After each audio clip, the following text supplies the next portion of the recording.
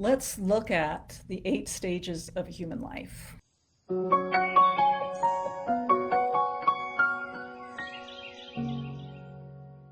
The first stage is when a baby is born and they're little. It's the welcoming stage. The welcoming stage is just surrounding the little one with love and acceptance. The second stage comes when the kid is about 7 years old and they start wanting to take more responsibility. It's called the rites of competency. They want the adults to teach them how to do things, how to read, how to stir a pot on the stove safely, how to bring the kindling in for the fireplace, how to set the table for dinner. That gives a child a sense of dignity that they can contribute to a home or a classroom. And then the next stage is initiation, teenage years, initiating into adulthood. And oh my goodness, we have a hard time doing that well in our culture. It didn't happen that well for me.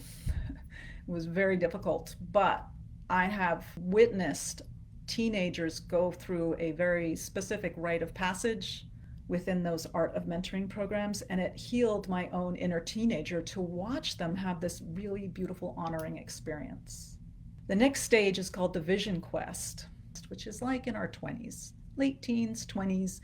You are experimenting and really learning what are your gifts to offer to the world. What can you do best? For me, I spent quite a bit of time living in a meditation ashram, a meditation center, so that I could learn how to center myself. And from that came my gifts of healing.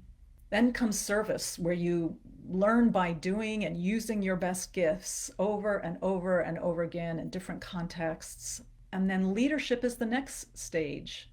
And when you're in leadership, I think maybe you're in your 40s and 50s. They're not hard and fast time frames. And that's when you are such a good role model. You radiate being a role model at the highest level. And then the next stage is teaching. This is the 7th stage of the 8. At this point, you're so masterful that you cannot help by teaching, just by simply being yourself. I've had some young people say to me, "Oh, I just want to hang out with you and learn from you." That's such a nice feeling to know as an older person. And the last stage is the spiritual advisor, someone who has an understanding of the mystery of birth, life, and death. So each of these 8 stages come with their challenges and their gifts. So the trick is, if you don't want to be stuck in the challenges, you need to be mentored to bring out the best in you. And in a healthy culture, people in the community understand that, and they guide each other through.